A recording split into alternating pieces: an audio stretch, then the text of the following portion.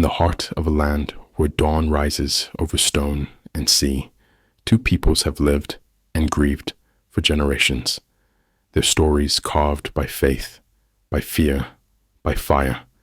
Here, every hill holds memory, every street hums with history, names whispered through centuries of exile and return. For some, this place is promise. For others, it is prison. For all, it is home. And yet, in October 2023, beneath a sky long watched by angels and armies alike, the fragile thread that bound this land together snapped, unleashing a storm that would swallow peace and echo across the world. This is the story of Israel and Gaza, of fire and silence, of faith and fracture, of what is lost when war forgets the living. 2 years, 2 nations, one wound still open. This is Sparks in the Dark. The beginning of fire. It began in silence, a soft dawn over the horizon, a Saturday like any other in southern Israel. The sun rose gently over fields near the Gaza border. Children stirred in their beds, markets prepared to open, and the hum of weekend life floated in the air. And then, a distant roar. At first, it sounded like thunder, the kind that comes with autumn rain. But within seconds, sirens screamed across the sky. Families froze. Overhead, streaks of fire arced from the horizon. Hundreds, then thousands. Rockets, raining down on cities that had known uneasy peace for years. In less than 5 minutes, calm gave way to chaos. This was no ordinary escalation. The militant group, Hamas, long confined within the walled strip of Gaza, had launched a massive, coordinated assault. They called it Operation Al-Aqsa Flood, a name heavy with symbolism, a promise of vengeance. From beneath the earth, fighters emerged through tunnels. From above, paragliders crossed the border fences. From the sea, small boats carried men armed and determined. It was an attack unseen in scale, unseen in audacity. By the time Israel understood what was happening, armed men were already deep inside its territory, in towns and villages, in roads and homes. The day of fire had begun. In the sleepy town of Sderot, sirens blared. Militants stormed police stations, set vehicles ablaze, and exchanged fire in the streets. In Ofakim, houses were invaded, residents dragged into the open. In Re'im, a music festival celebrating peace turned to horror. Thousands of young people, dancing beneath the morning sun, suddenly scattered in terror as gunfire ripped through the air. Videos later showed scenes of panic, cars overturning, people running through fields, searching for cover where none could be found. The festival grounds, once filled with music, now echoed with screams. In a matter of hours, hundreds lay dead. By mid-morning, Israel was in shock. The security fence, long considered impenetrable, had been breached at dozens of points. Hamas fighters moved with precision, using motorcycles, jeeps, and even bicycles to infiltrate towns. Homes were set ablaze. Families hid in safe rooms, whispering prayers. Emergency hotlines were flooded. And through it all, the rockets never stopped.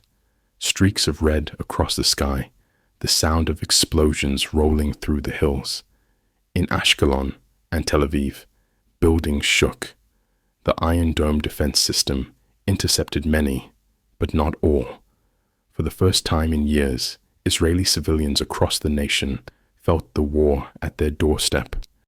In the command centers of Jerusalem, disbelief turned to resolve. Prime Minister Benjamin Netanyahu convened his cabinet, his face grave, his voice unwavering. "We are at war," he declared, "and we will win." It was not a skirmish. It was war. Within minutes, Israel ordered a full-scale mobilization. more than 360,000 reservists, fathers, mothers, students, veterans, were called to arms. Convoys of tanks rolled south. In the skies above Gaza, the thunder of jets began. The counterattack had started. Inside Gaza, the ground trembled. The roar of explosions filled the air as Israel unleashed its first wave of retaliatory strikes. Neighborhoods were flattened in minutes. The air grew thick with dust and smoke. Residents rushed into the streets, some searching for shelter, others for family. Hospitals sounded their own alarms, preparing for waves of wounded. In Al-Shifa, doctors moved beds into hallways. Electricity flickered. Ambulances screamed through debris-covered roads. For Gaza's 2 million residents, there was nowhere to run.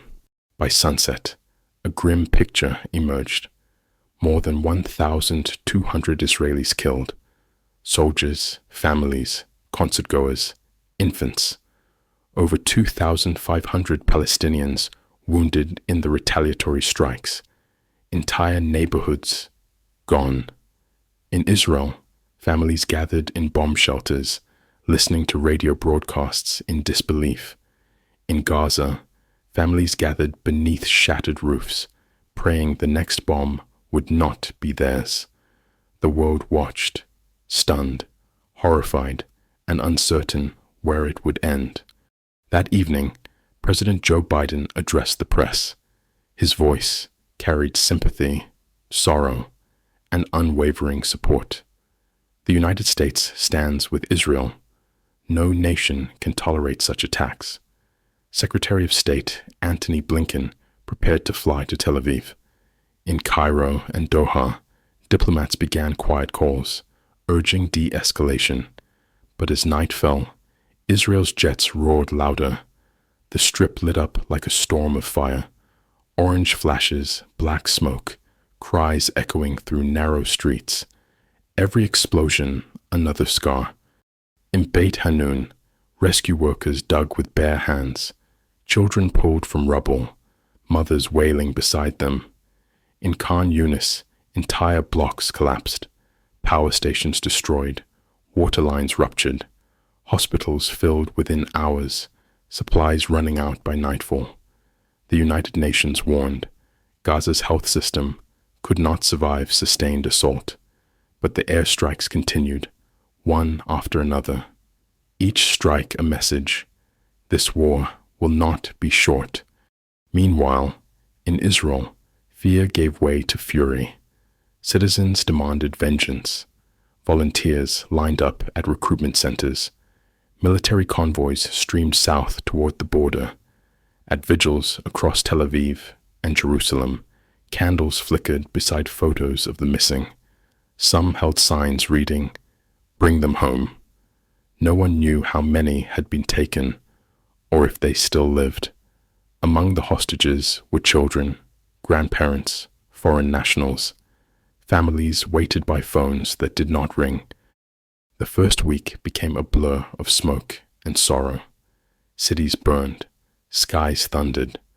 On television screens, anchors struggled for words. World leaders called for restraint, but also reaffirmed alliances.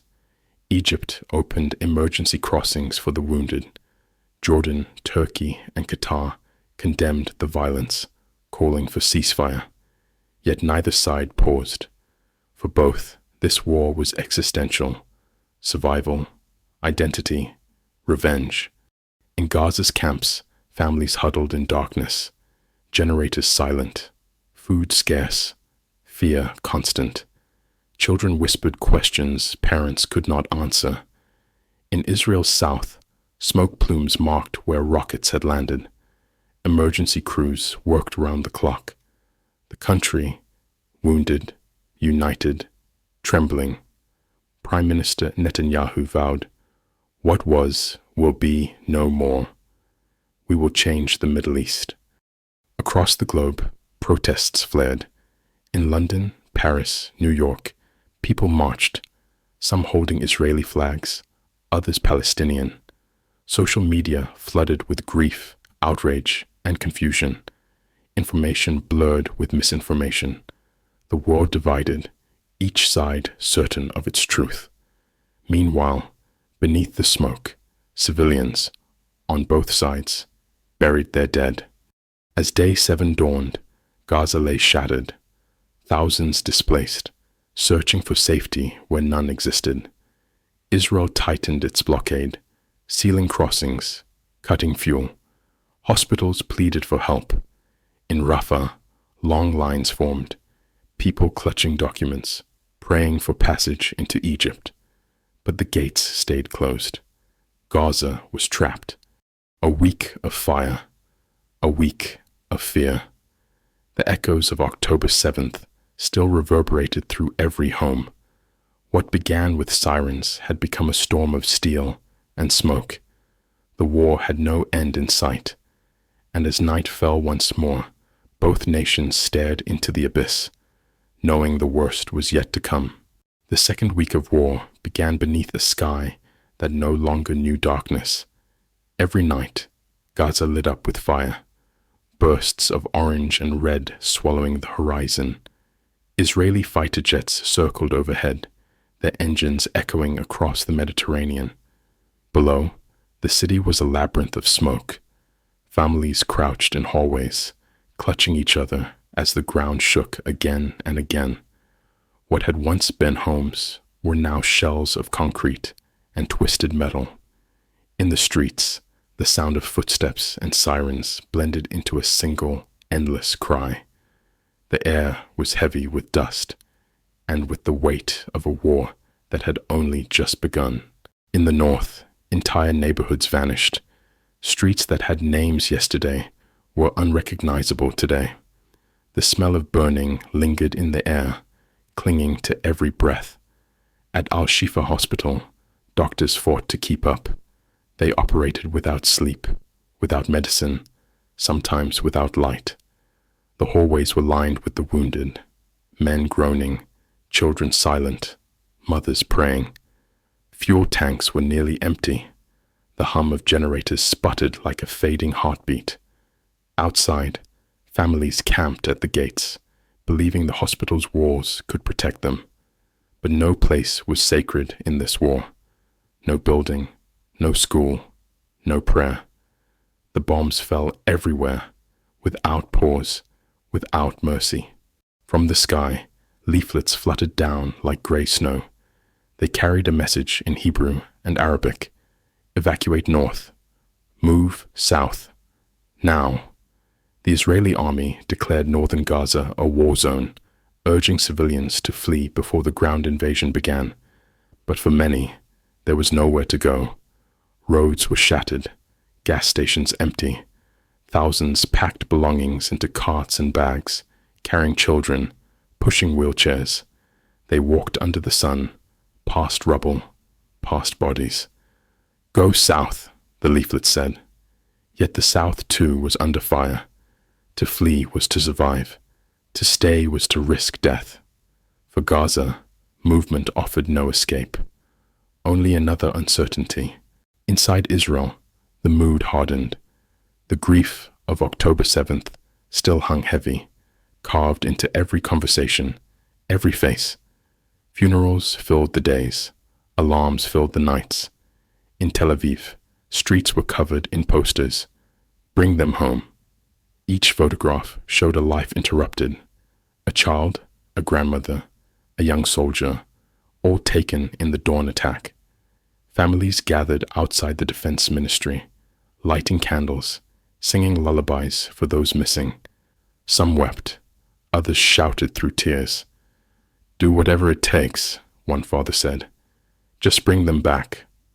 The hostages had become the soul of the nation, unseen, unheard, but never forgotten. Prime Minister Benjamin Netanyahu addressed the country that evening. Behind him, a map of Gaza glowed red. His tone was firm, his words deliberate. This is a fight for our survival, he said. We will dismantle Hamas. We will prevail across the border. The Israeli army amassed, tanks lined in formation, engines rumbling like thunder. Soldiers wrote messages on shells, Families sent them food and blessings. The operation had a name now, Iron Swords. For Israel, it was justice. For Gaza, it was the beginning of a nightmare. The drums of a ground war beat louder, closer, inevitable. Beyond the battlefield, the world's conscience stirred. In Washington, President Joe Biden reaffirmed his nation's support. Israel has a right to defend itself. Yet behind closed doors, advisors urged restraint. Across Amman, Beirut, and Istanbul, protests erupted. Millions marched through city squares, waving Palestinian flags, chanting for Gaza. In London and Paris, crowds gathered outside embassies, holding candles and cardboard signs. Ceasefire now. The world watched, divided, empathy clashing with politics, grief colliding with history. At the United Nations, Antonio Guterres warned of a humanitarian abyss. His words, though solemn, vanished beneath the roar of warplanes. October 17th, the day the world gasped. In the heart of Gaza City, an explosion ripped through the Al-Ali Arab Hospital. Hundreds were killed in an instant. Patients, doctors, families seeking shelter.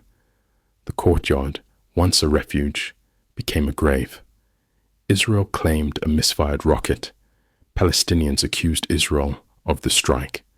The truth, like the smoke, hung heavy, unresolved. But images spoke louder than politics. Rows of lifeless bodies, blood on concrete, candles flickering beside white sheets. The hospital had been a sanctuary. Now it was a symbol of helplessness, of horror, of humanity's limits.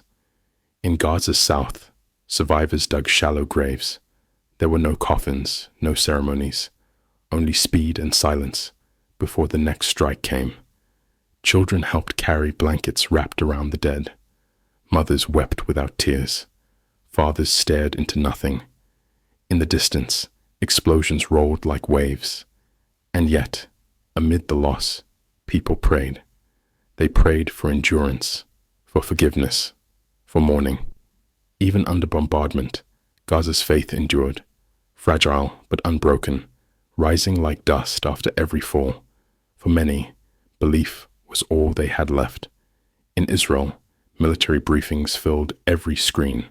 Generals pointed to maps, arrows sweeping across Gaza. "We have regained control," they said. "Victory will take time." But victory had a price, one measured not only in enemies slain, but in innocence lost. For every rocket destroyed, a family grieved. For every tunnel bombed, a neighborhood vanished. The language of war was strategic, the reality, human. Across the border, a child held a photograph of her brother and asked, "Will he come back?" No one had an answer. At the Rafah crossing, hope lined up in rows. Hundreds of aid trucks, filled with food, medicine, water, waited for permission. Drivers slept in their seats. Time stretched. Inside Gaza, hospitals pleaded for supplies. "Every hour we wait," said a doctor, "someone dies." Finally, a few trucks rolled through. Crowds rushed to meet them, hands outstretched. But 20 trucks could not feed 2 million. Within hours, shelves were bare again. Hunger spread faster than relief. In New York, the UN Security Council convened emergency meetings. Drafts were written, debated, vetoed. Words replaced action. Cameras flashed. Diplomats shook heads. Guterres spoke again. Gaza is being strangled. Yet the machinery of politics moved slower than the machinery of war. Outside the UN building, protesters gathered, Israelis, Palestinians, Americans, united by sorrow, divided by blame. In Gaza, the days blurred together. Morning looked like night. Night looked like the end of the world. Children no longer flinched at explosions. They had become background noise. Families counted hours between meals, sips of water between prayers. Schools became shelters. Shelters became tombs. The war's rhythm was cruel. Airstrike, scream, silence, repeat. And still, the rockets launched back, a defiant echo from the besieged. By the final week of October, Israeli tanks crossed into Gaza. The invasion had begun. Dust billowed as tracks crushed asphalt. Infantry moved house to house, searching tunnels, seizing weapons. Above, drones buzzed like mechanical hornets. Inside, communication lines collapsed.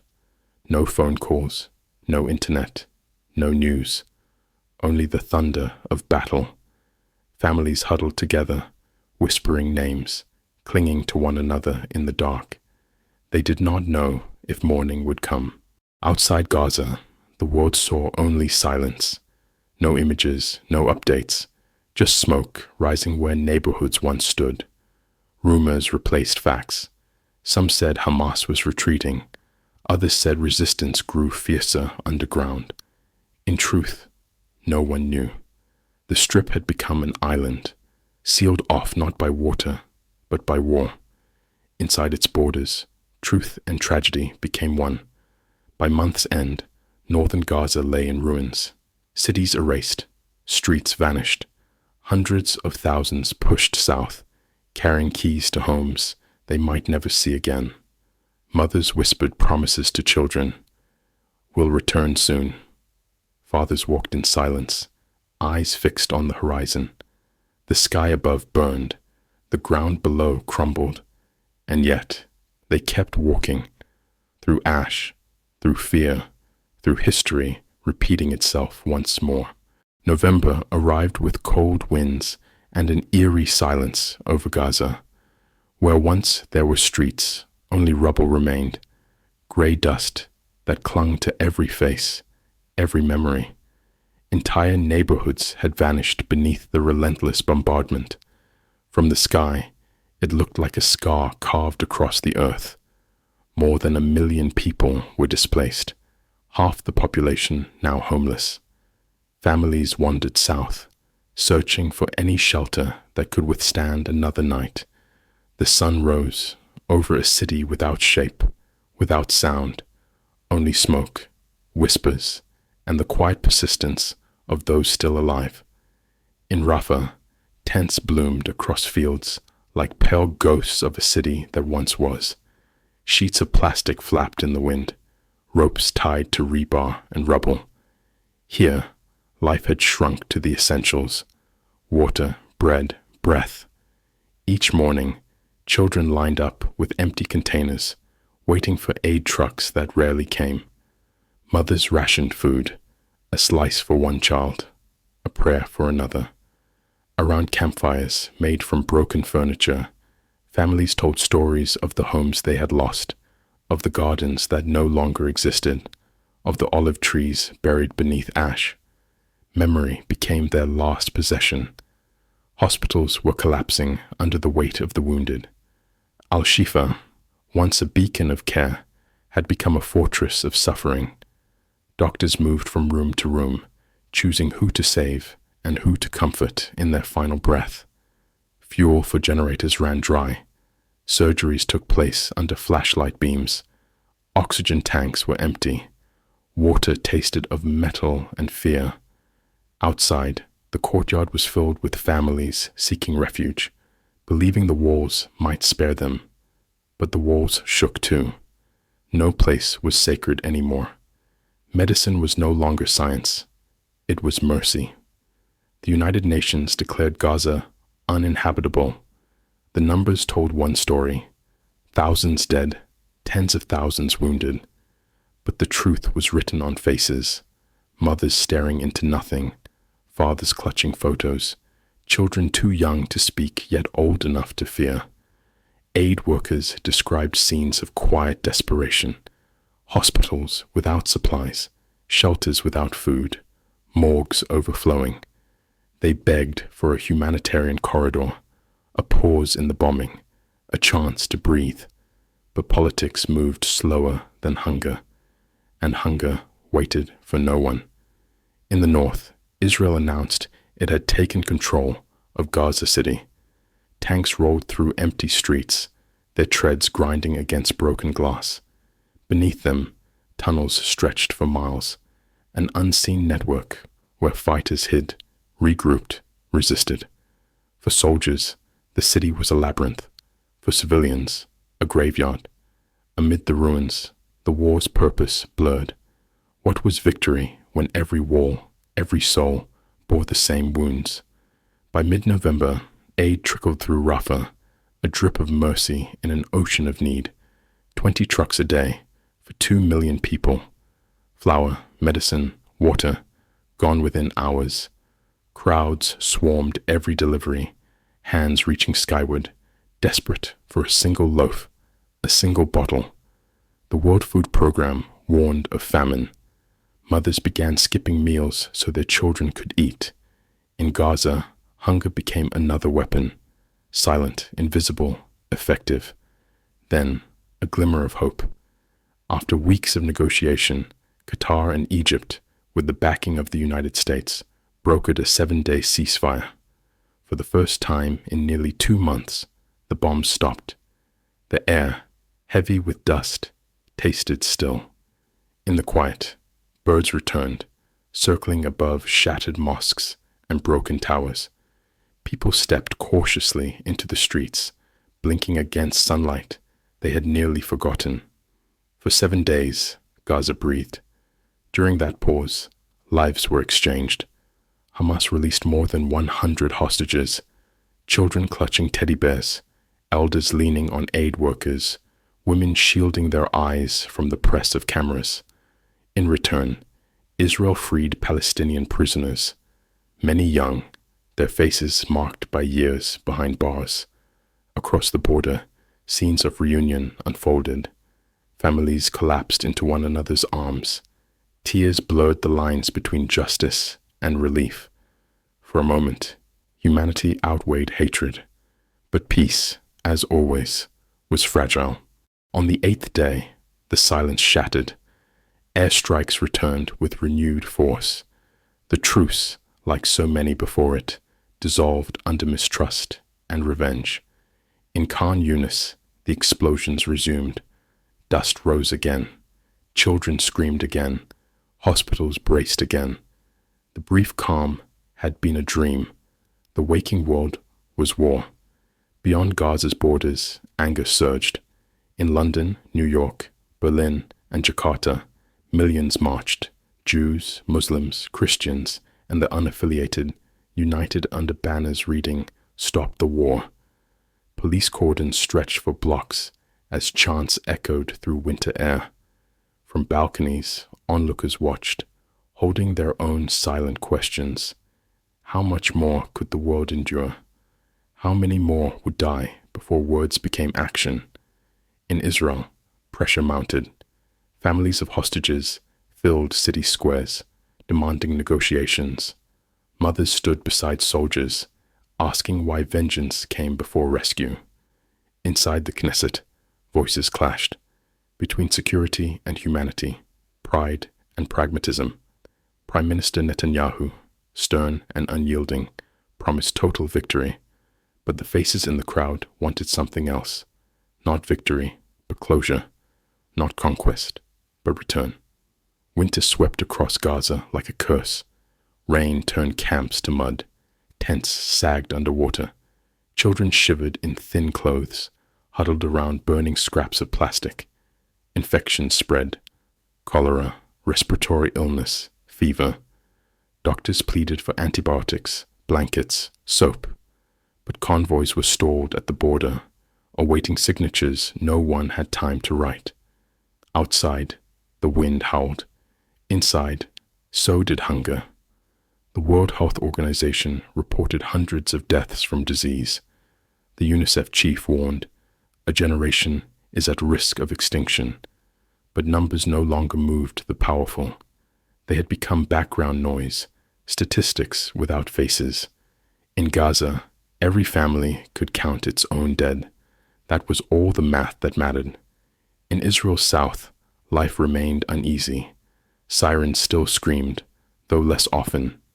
Families rebuilt walls, replaced windows, tried to reclaim ordinary days. But at night, Nightmares lingered. Every rustle sounded like rockets, every silence like loss. The wound of October 7th had not healed. It had only hardened into resolve.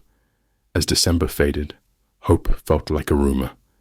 In Gaza, people marked time by counting the living. In Israel, leaders spoke of victory. In shelters, mothers whispered of survival. The world turned its calendars, but not its conscience. The year closed, not with fireworks, but with flares.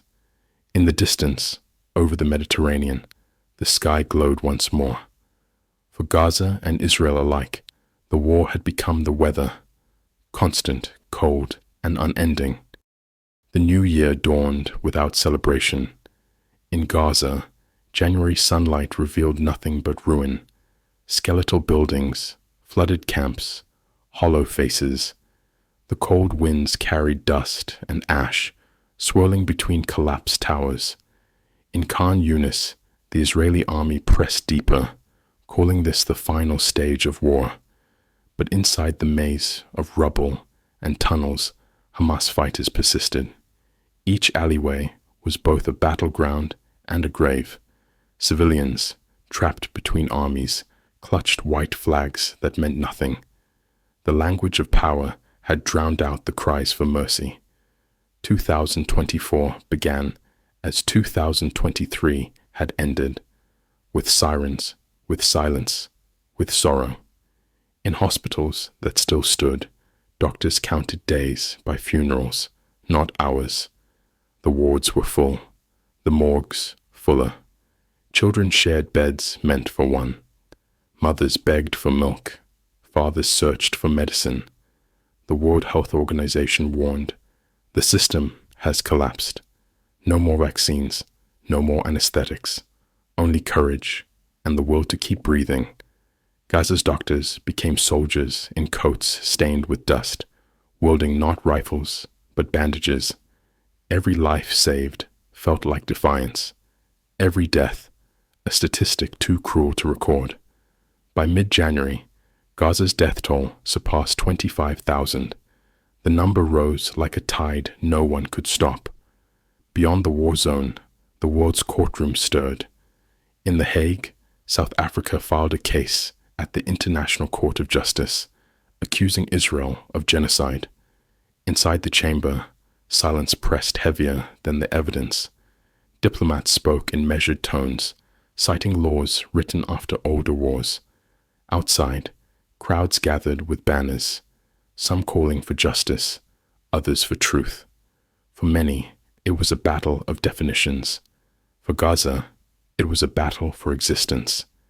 In Tel Aviv, officials dismissed the charge as political theater. But in camps across Rafah, people whispered, if this is not genocide, what word remains for us? In Washington, murmurs of dissent grew louder. Officials, once unwavering, began to question the cost of loyalty. Images of lifeless children filled American screens. Protests surrounded the White House. Young voters, weary of endless wars, demanded accountability. In Congress, voices called for conditions on aid, a pause in arms. President Biden, his tone heavier now, urged Israel to protect civilians. But behind every plea stood decades of alliance, unbroken, uneasy, unyielding. The message was clear. Support remained, but patience was not infinite. Across Europe, debate fractured unity. In Berlin, ministers spoke of history's shadow. In Paris, crowds blocked bridges with slogans of solidarity. London's parliament echoed with arguments over arms sales. Some nations froze exports, others doubled deliveries. Old wounds resurfaced, old guilt reemerged. In streets and squares, the divide widened, between those who saw security and those who saw siege, between empathy and indifference. Europe stood before a mirror, uncertain which reflection was truer. In Israel's cabinet, cracks began to show. Ministers clashed over the endgame. What happens when the fighting stops? Asked one.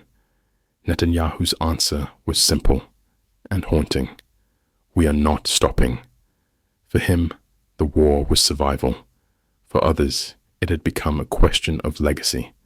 Protests outside the Knesset grew. Families of hostages, reservists' wives, young Israelis holding signs reading, "Enough." Inside, political allies turned skeptics. But in the Prime Minister's eyes, retreat was defeat. In February, Arab mediators gathered in Cairo and Doha, drafting proposals inked in fragile hope. A 6-week ceasefire, a full hostage exchange, talks toward a two-state horizon long dismissed as myth. The paper was signed, shared, celebrated, then shelved. Negotiations faltered before they began. Hamas refused surrender. Israel rejected coexistence. Diplomacy, too, was buried under rubble. Amid politics, Gaza's days remained unchanged. Children played beside ruins, their laughter thin, defiant. Mothers washed clothes in puddles formed by broken pipes. Elders prayed beside the outlines of their homes. Even in despair, life persisted, stubborn, sacred. Teachers gathered children under tops, writing letters in sand. Every word taught was an act of hope. Every lesson, resistance against forgetting. Amid collapse, Gaza's people clung not just to survival, but to the idea that memory itself could outlive the war. By March, famine became the new enemy. Bread lines stretched for miles. Children's bellies swelled with hunger. Aid trucks trickled in, then stopped again. Each crossing closed was another nail in Gaza's coffin. The World Food Programme warned of starvation on a scale unseen in decades. But hunger was silent, slow, unfilmed. It didn't roar like bombs. It whispered, then stopped breathing. Late March, news broke of an Israeli strike hitting a humanitarian convoy from World Central Kitchen. 7 aid workers killed, among them foreigners who had come only to feed the hungry. The images were undeniable. Charred vehicles, shattered bread, burned hope. World leaders condemned. Israel called it a mistake. But for many, the message was clear. Even mercy could die in war. Trust crumbled. Humanitarian groups paused operations, fearing they'd be next. Warehouses emptied. Shelves went bare. In camps, people whispered that aid had abandoned them too. The few convoys that dared return moved under white flags and whispered prayers. The chain of compassion had been severed by shrapnel, by doubt, by exhaustion. Inside Israel, questions turned into protests. Mothers of soldiers marched beside mothers of hostages, demanding a deal, demanding direction. Posters read, "We sent our children to defend life, not to lose it forever." 1 year ago, they had been united by fear. Now, they were divided by fatigue, a nation at war with its enemy and with itself. In Gaza, grief became routine. Funerals held with no names, graves dug by candlelight. Children recited prayers they barely understood. Every dawn began with counting who survived the night, who did not. Death no longer surprised. It was expected. But even in sorrow, resilience whispered softly, "We are still here." Diplomacy dimmed. The talks faded from headlines, replaced by silence. World leaders turned to other crises, other fires. But in Gaza, the flames never went out. The bombs fell slower, but the hunger grew faster. Every day without ceasefire was another year stolen from the future. March ended with weary breaths. Neither side claimed victory. The world stopped counting bodies. The numbers had lost meaning. In camps across Rafah, children traced stars through holes in canvas roofs, imagining constellations they might one day see in peace. Above them, the night sky shimmered, distant, indifferent. And below, humanity waited, wondering if anyone was still listening. April arrived like a ghost. No blossoms, no warmth, only dust carried on dry winds. In Gaza, the rhythm of life was now measured in cues, a line for bread, a line for water, a line for death. Families rose before dawn to chase rumors, whispers of an aid truck seen near Rafah, of a baker who might still have flour. Each rumor was a thread of hope, often frayed, often false. Mothers clutched tin pots, waiting under a pale sun that offered light but no mercy. Children played with stones, building pretend homes on ground too broken to rebuild. The season of renewal came, but nothing was reborn. The blockade had hardened into habit. No fuel, no exports, no imports, except crumbs of aid approved after endless debate. Generators lay silent. Refrigerators were coffins for spoiled food. The smell of rot hung in alleyways. At night, Gaza glowed faintly, not from power, but from fires lit in metal drums where families gathered to warm their hands and memories. Overhead, drones hummed without pause, their constant buzz like a ceiling of fear. Each vibration reminded everyone that even silence was monitored, even darkness watched. Inside hospitals, the famine revealed its truest face. Children arrived gaunt, eyes too large for their skulls, limbs trembling at the weight of nothing. Doctors recorded their weights on scraps of paper, knowing numbers alone could not tell the story. Malnutrition had joined the bombardment as a weapon. Mothers begged for milk. Nurses mixed powdered formula with unsafe water, whispering apologies. A generation was shrinking before their eyes. And still, beyond the walls, the world debated language, crisis or catastrophe, siege or security. In Gaza, words no longer mattered. Only the next meal did. In Israel, fatigue crept into conversations. Families still hung blue and white flags, but their edges were frayed, their colors dulled by months of grief. Every news broadcast began with names: soldiers fallen, hostages unreturned.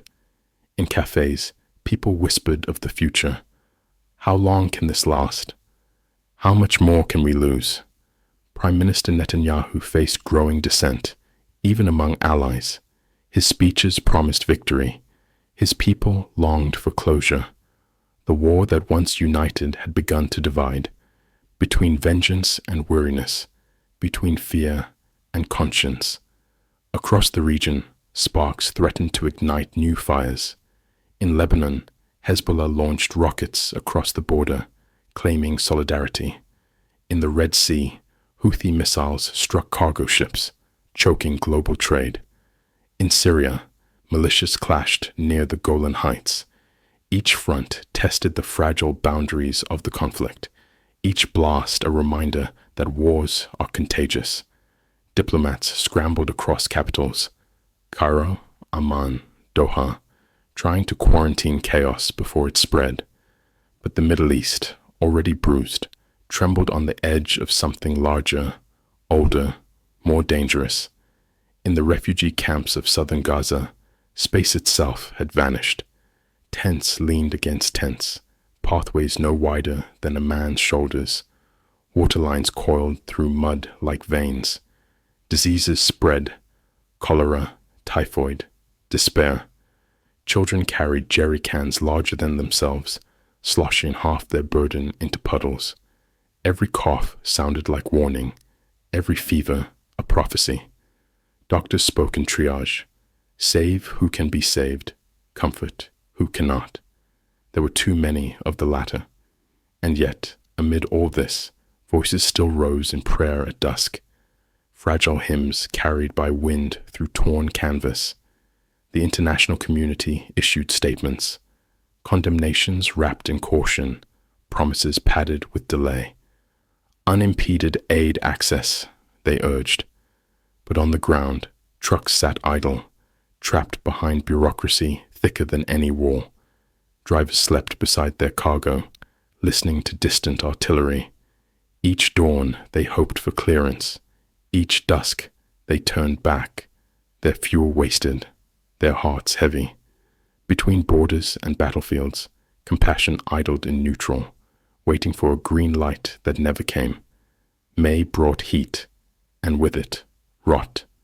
Trash piled in corners of camps, too dangerous to burn, too toxic to touch. Flies gathered like storm clouds.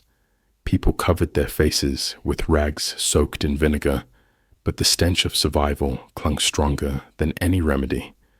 In markets, a single tomato cost a day's wage, bread, a day's hope. Money lost meaning when shelves were empty. Wealth was measured in water, in medicine, in patience, and patience, like everything else, was running out.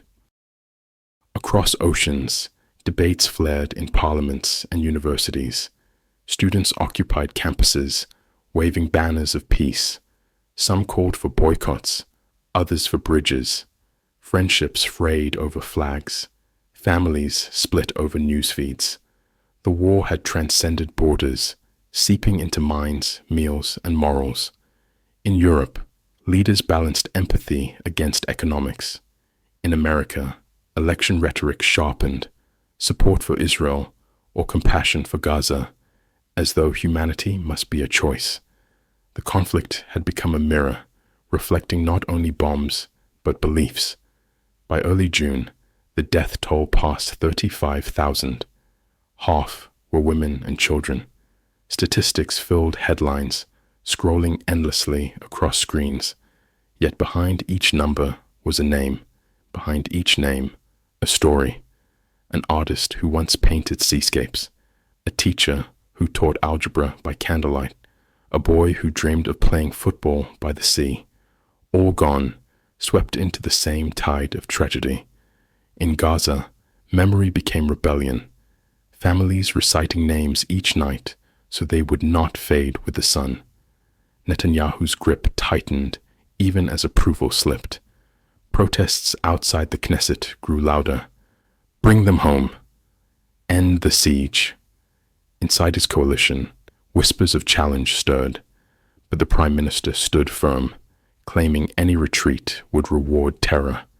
He had wagered his legacy on endurance, yet in the streets, endurance looked like exhaustion, a people longing not for victory, but for quiet. Even generals spoke of limits, of soldiers weary from months without rest. The war machine ran on fumes, of rage, of routine. In Doha, Qatari envoys floated another plan, a phased ceasefire monitored by international observers, followed by reconstruction and renewed talks. Cautious optimism flickered, then dimmed under headlines of fresh strikes.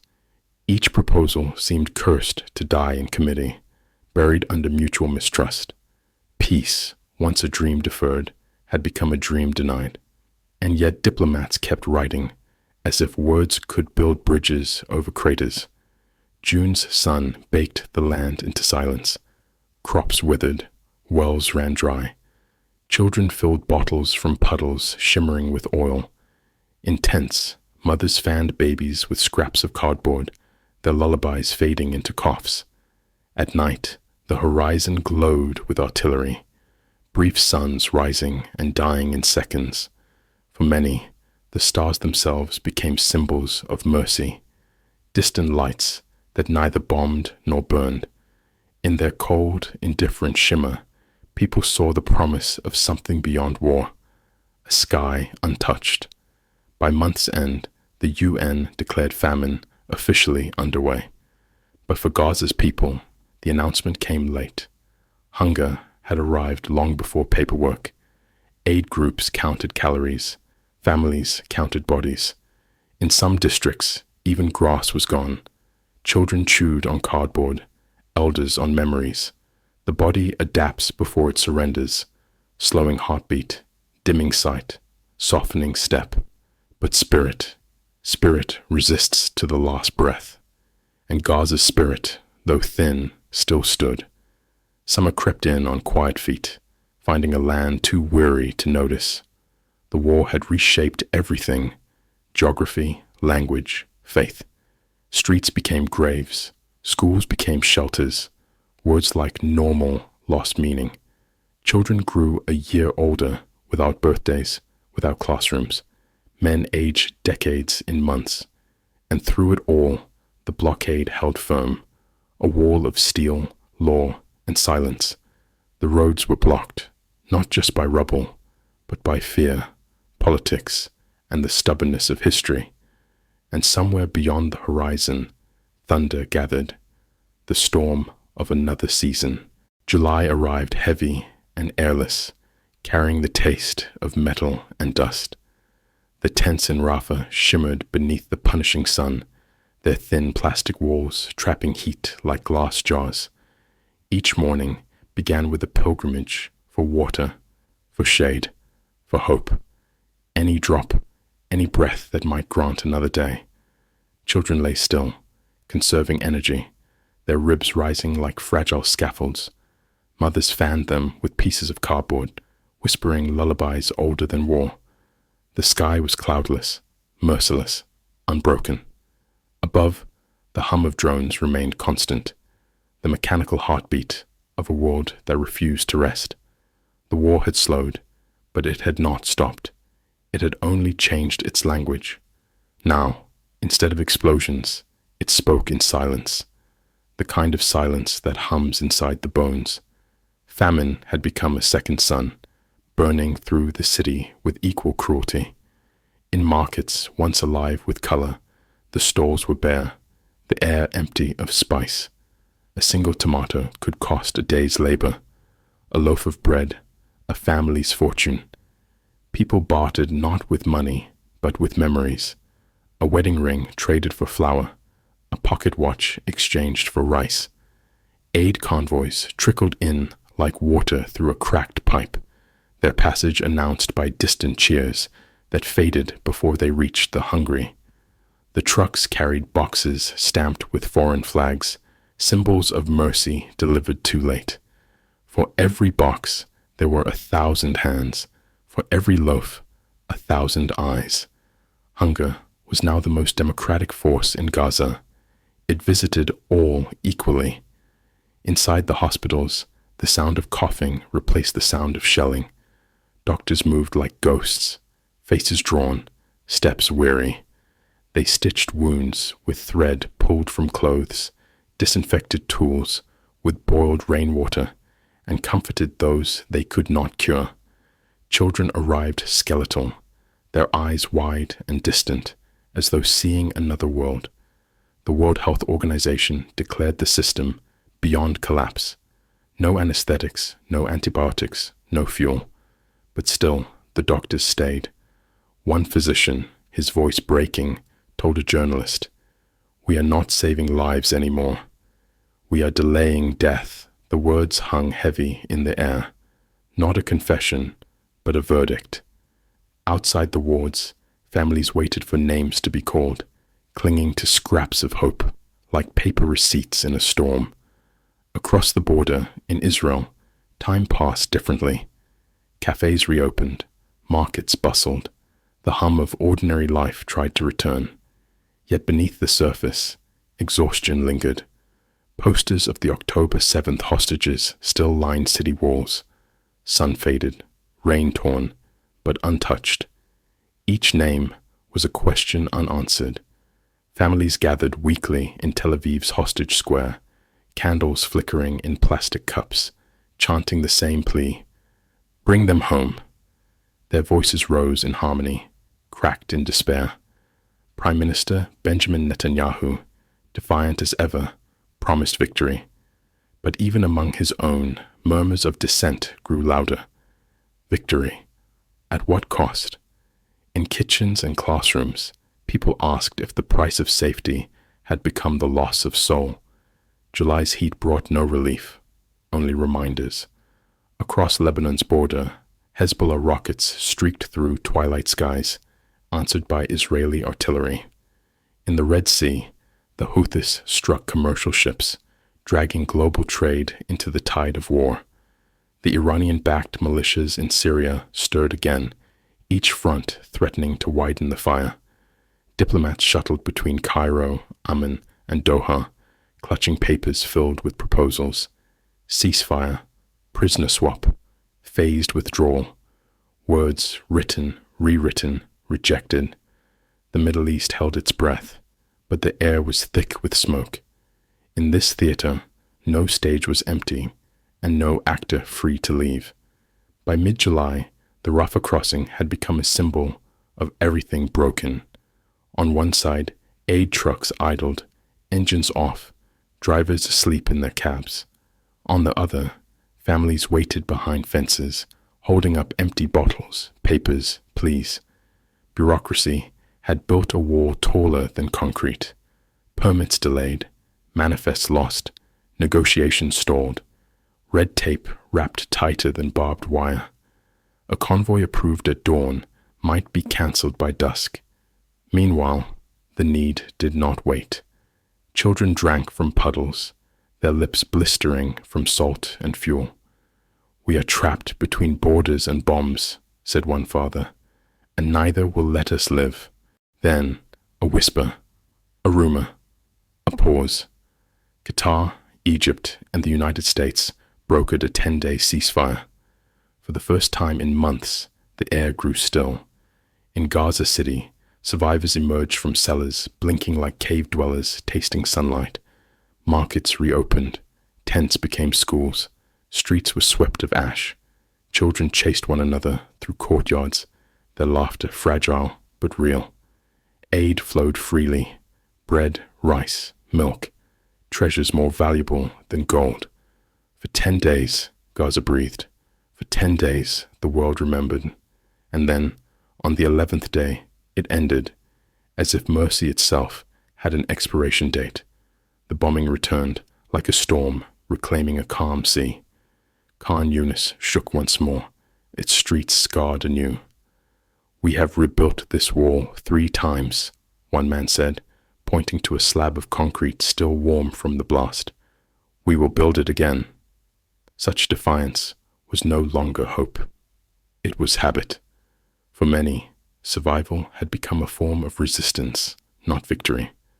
Israel announced operations to eliminate remaining militants, but the lines between target and bystander blurred more each day.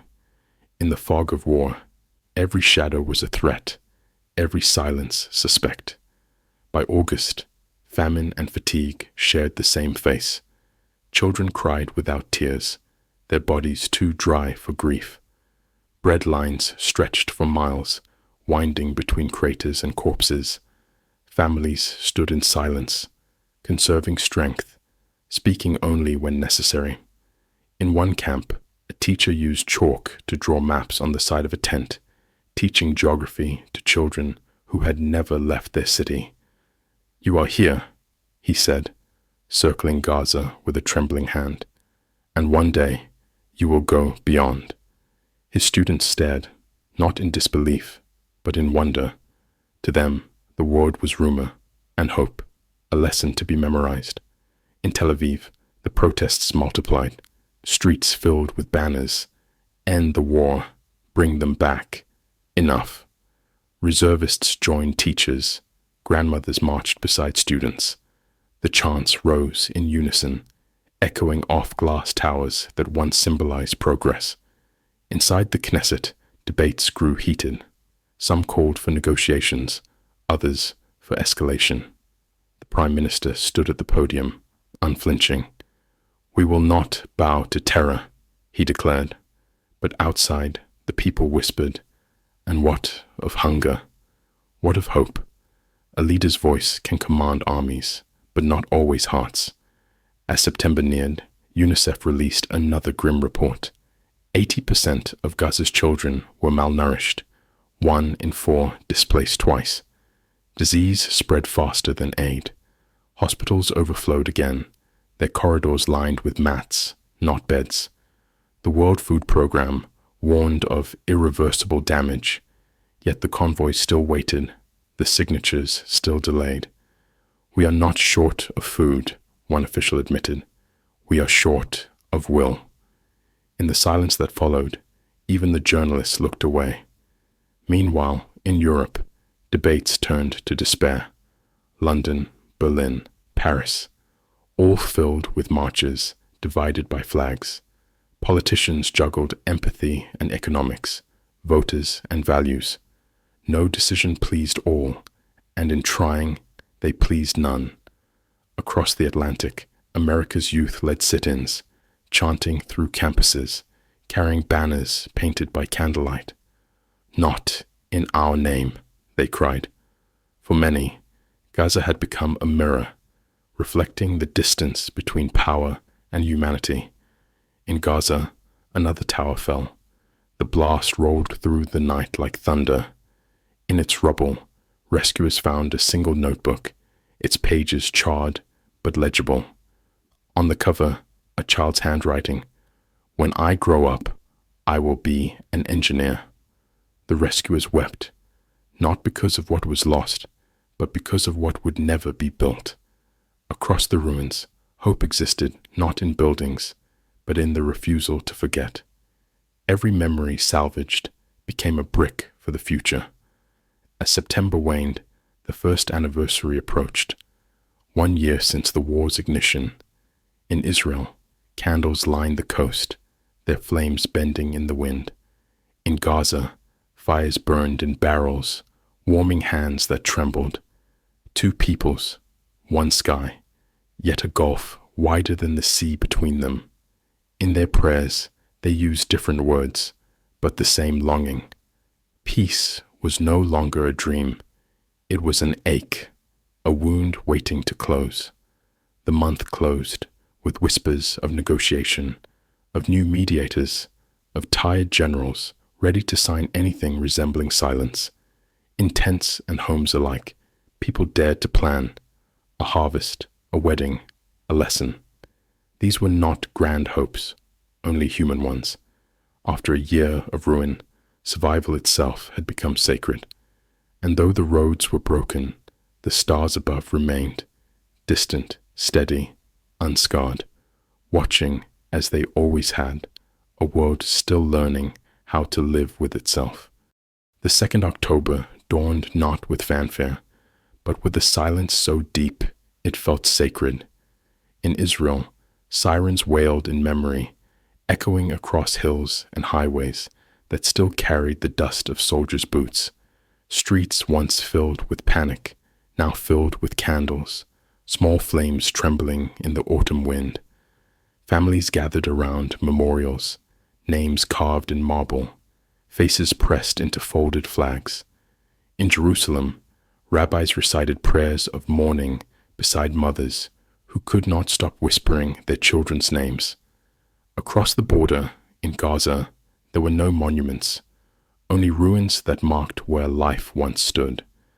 For the survivors there, memory had no dates, only faces. Grief needed no calendar. Both lands breathed in unison, inhaling sorrow, exhaling disbelief. 1 year had passed, and yet the war still clung to them like a second skin. In Tel Aviv, the hostage square pulsed with quiet fury. Hundreds gathered, clutching photographs now faded from a year of sun and rain. Their chants no longer echoed with rage, but with resolve. Bring them home. Bring them home. The square, once a place of commerce and laughter, had become a temple of endurance. Politicians visited, cameras in tow, making promises too fragile to hold.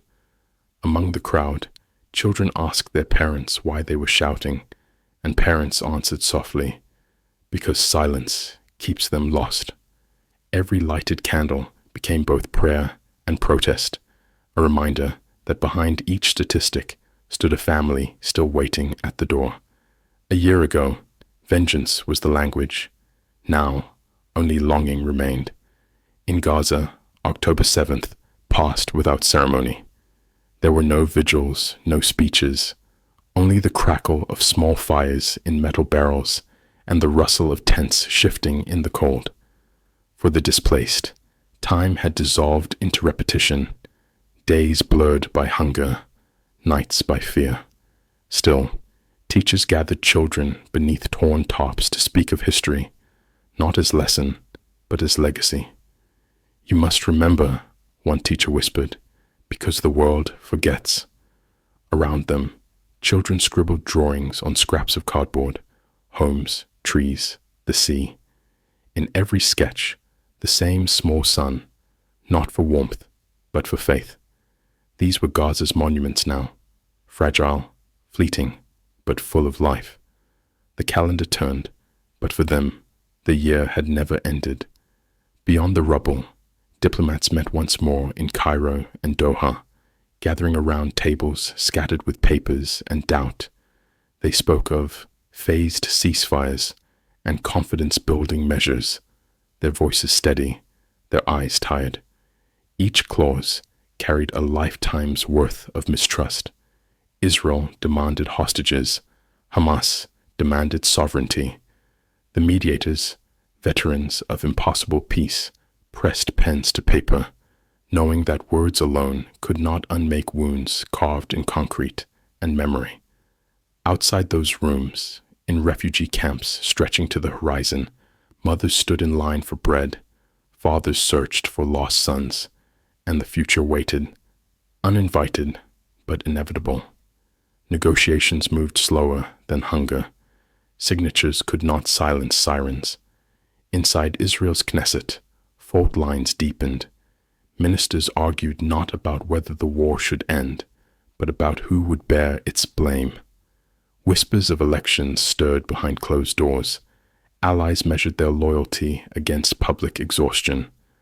Prime Minister Benjamin Netanyahu faced the crowd with his familiar defiance, declaring that victory remained within reach. Yet beyond the walls, in cafes and courtyards, the word victory had lost its taste. The faces in the street no longer burned with fury. They sagged with fatigue. Posters of the missing flapped in the autumn wind, their corners curling, their colors fading, each one a silent accusation. Israel had defended itself, yes, but from what, and at what cost? In Washington, voices once unified began to splinter. Senators who once echoed unwavering support now spoke of limits, of morality. Televised hearings replayed footage of bombed hospitals, of children carried in blankets. In living rooms across America, families argued in whispers. Could justice be built on rubble? President Biden, eyes heavy, repeated a careful script. Israel has the right to defend itself, and a duty to protect civilians. But the balance between defense and devastation had tipped long ago. Protesters gathered outside embassies, waving both flags, chanting both names. The war had crossed oceans, setting fire to consciences as much as cities. By February, diplomacy had taken the shape of exhaustion. Delegates in Geneva drafted yet another framework. Timelines, terms, technicalities. Every sentence seemed carved from déjà vu. The proposed truce promised exchange, reconstruction, oversight. But before ink could dry, gunfire cracked across the southern border. Another convoy was struck. Another apology issued. In the halls of power, leaders nodded gravely, condemning tragedy with practiced poise. On the ground, aid workers swept ash from bread loaves, weeping as they packed what remained. For them, there was no language for accident, only grief that repeated itself like prayer. In March, one strike changed everything. A humanitarian convoy, 7 workers from World Central Kitchen delivering food to starving families, was hit by precision fire. Their deaths rippled across headlines, then protests, then silence. The images, burned trucks, shattered bread, spilled grain, told a truth beyond politics. Even kindness could die here. Israel called it error. Gaza called it proof. In capitals across the world, leaders bowed their heads, issued condolences, and turned back to other crises. But for the hungry, the aid paused again. In Gaza, loss was not counted in lives alone, but in loaves undelivered, in mercy denied. April came with wind, dry, restless, full of rumor. Another ceasefire whispered through the camps, another chance to stop the clock. But whispers had betrayed them before. In Israel, protests resumed, swelling with students, mothers, veterans. They carried signs of unity, not for war, but for its end. "Enough!" they cried, their voices rising like spring thunder. Inside the Knesset, tempers flared, promises clashed with memories. Outside, the people marched, not as factions, but as families. Every chant was a heartbeat, every silence a question. If not now, when? In Gaza's south, spring blossoms push through broken ground, small, stubborn bursts of color amid gray. Farmers returned to their fields, digging soil that had forgotten seeds. Children followed them, scattering handfuls of wheat, laughing when pigeons stole them away. "They'll return," one farmer smiled, "like we always do." Hope here grew not in speeches, but in gestures, in the turning of soil, in the lifting of stone, in the planting of roots even where roots had been torn. The war had taken their sky, but not their hands. In Jerusalem, Passover approached. Families set tables with empty chairs for those still gone. Across the divide, in Gaza, Ramadan ended under candlelight, not electricity. 2 faiths, 2 feasts, each marked by fasting, by waiting, by prayer. In their holy texts, both peoples read of deliverance, of exile, of return. The words sounded different, but the longing was the same. For centuries, the histories intertwined like vines. Now, even in blood, they could not unbind. As night fell, both lands bowed their heads, one asking for freedom, the other for forgiveness. April's air carried the scent of dust and jasmine. Streets once silent echoed faintly with hammers, makeshift repairs, tentative renewal. Aid groups returned cautiously, pitching new tents beside old graves. In one courtyard, a boy painted a wall, sky blue, then added clouds, then birds. "They forgot to come back," he said, smiling, "so I drew them." Around him, neighbors nodded, their eyes reflecting both tears and tomorrow. Beauty, it seemed, could still bloom in broken places. In Gaza, even the smallest act of creation was rebellion and a promise. Beyond the region, the world began to stir again. Poets wrote, choirs sang, cities projected lights of both flags onto towers. Artists in London, Tokyo, Johannesburg painted murals of mothers holding children beneath shattered skies. "Peace is not a luxury," one caption read. "It's a right." The global conscience, dormant for months, began to pulse anew. And though speeches remained cautious and policies cold, the people spoke in colors, declaring through art what leaders could not say in law, that life, even in ashes, demanded reverence. As April faded, a fragile hush settled over the land. Guns quieted, if only to reload words. Diplomats drafted another promise, this time longer, clearer, heavier with hope. In camps, families cleaned their tents, baking bread from new sacks of flour, washing clothes in shared basins. Children traced stars through holes in canvas, whispering wishes they dared not speak aloud. Across the border in Israel, parents lit candles not for mourning, but for return. No one called it peace, not yet, but it was something gentler than war. And in that gentleness, perhaps, the first seed of ending took root. May arrived like a whisper, not of triumph, but of trembling hope. The sky, once veiled by drones and smoke, stretched clear and pale above a land learning to breathe again. For the first time in nearly 2 years, the thunder of artillery gave way to the sound of wind sweeping across open streets. In Rafah, where tents had multiplied like scars, a stillness settled, cautious, curious, incomplete. Families emerged from the shadows, eyes blinking at the brightness of unbroken light. "Is it over?" one child asked. No one answered. Not yet. In Gaza, endings were never sudden. They came softly, like dawn, a slow unveiling, a fragile beginning. The ceasefire was signed in Cairo, inked with exhaustion rather than trust. Diplomats shook hands beneath chandeliers, their smiles brief, their eyes haunted. It was not a peace treaty, only a pause long enough to exhale. In Jerusalem, church bells tolled beside muezzin calls, two faiths announcing the same fragile reprieve. On both sides of the border, people listened, not for explosions, but for the sound of nothing. That silence, once feared, now felt holy. In Israel, soldiers returned home, greeted with flowers and questions. In Gaza, families gathered on rooftops, watching birds return to skies they had once fled. The world called it a truce. The people called it breathing. In the southern camps, aid trucks rolled through the crossings, not in convoys of fear, but in caravans of relief.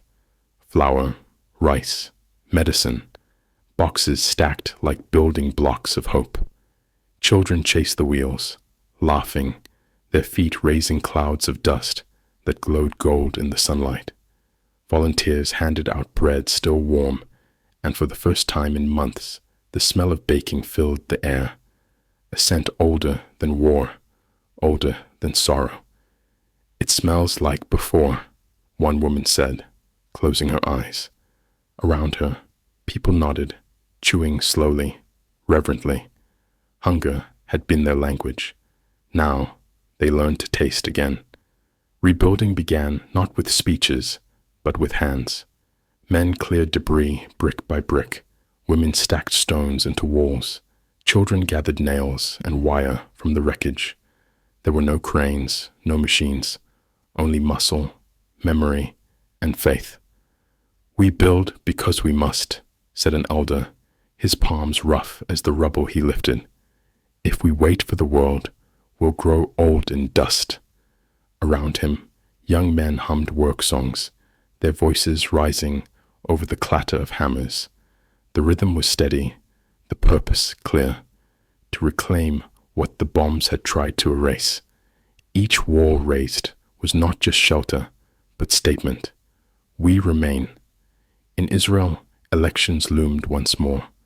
Campaign posters fluttered over cities weary of rhetoric. The slogan spoke not of conquest, but of conscience. Candidates debated responsibility, not just for victory, but for vision. "Security," said one. "Justice," replied another. For the first time in years, crowds gathered not in anger, but in dialogue. The war that had divided them now demanded definition. In cafes, in classrooms, in synagogues and squares, a question echoed quietly. What kind of peace are we willing to live with? It was a question with no easy answer, but at last it was being asked aloud. June came green to Gaza. Shoots of grass pushed through cracked pavement. Vines crept along shattered walls. Farmers returned to fields they had last seen beneath smoke. Their hands traced the soil, searching for life buried beneath ash. "The earth remembers," one murmured, sprinkling seed over scorched ground. Children followed, watering with tin cups, their laughter scattering birds from broken rooftops. It would take years for the harvest to return, but still, they planted. For them, hope was not theory, it was a task. Every seed was a promise, every sprout, a song. In makeshift schools, classrooms reopened beneath patched tops. Teachers wrote on boards with stubbed chalk, their voices soft but steady. Lessons began not with arithmetic, but with empathy. "What is peace?" one teacher asked. A boy raised his hand. "When we can sleep." A girl added, "When we can dream." The teacher smiled, fighting tears. Outside, Laughter mingled with the sound of wind through canvas. These were children who had learned the alphabet of war, yet still they spoke the language of beginnings. Education here was not preparation for exams, but for existence. In Tel Aviv, the beaches filled again, footprints replacing craters, children chasing kites instead of sirens. Yet even amid laughter, shadows lingered. Memorial walls lined promenades, photos fading in the salt air. Strangers paused, touching faces they did not know, whispering prayers they could not finish. The city lived, but softly, a melody slowed by memory.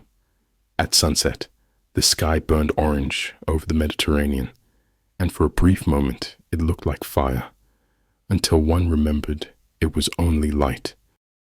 Across the region, talks resumed.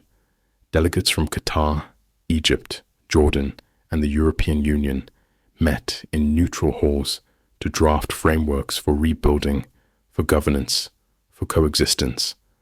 The words were cautious, the tones measured, but something new stirred between the lines. Admission. Admission that endless war was not destiny, but design, and design could be changed. "We cannot undo the graves," said one negotiator, "but we can stop digging." The room fell silent, then nodded. Paper alone could not raise the dead, but it could save the living. And that, at last, was enough. In Gaza City, an orchestra gathered, instruments salvaged from ruins, strings rethreaded with fishing line.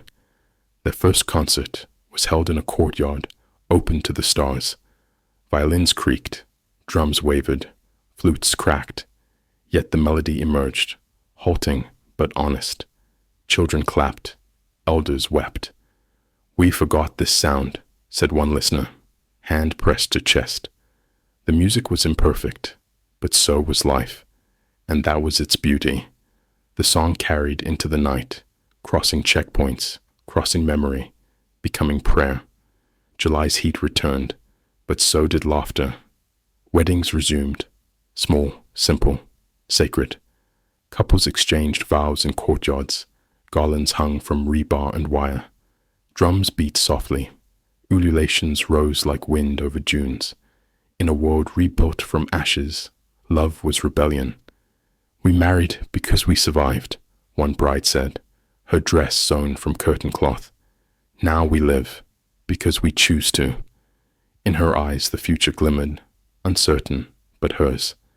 Around her, children danced barefoot, scattering petals on ground once scarred by shells. By August, the markets buzzed again, modest but alive. Stalls of olives, bread, and oranges lined streets once silent. Barbers reopened shops. Tailors stitched school uniforms. Commerce returned like heartbeat. The rhythm of ordinary life, bargaining, laughter, gossip, sounded miraculous. "We sell hope," joked one merchant, weighing apples. The buyer smiled, replying, "Then give me all you have." Across the city, echoes of normalcy grew louder, layering over the quiet ache that never fully left. Healing, it seemed, did not erase. It coexisted. In September, the schools reopened fully. Desks rebuilt from scrapwood, books printed with donated ink. On the first day, the children stood, reciting verses of peace instead of pledges of war. Teachers looked on, tears glistening like dew. Outside, the flag of Gaza fluttered beside one of the United Nations. Symbols, yes, but also signals. The world was watching, and perhaps this time it might stay.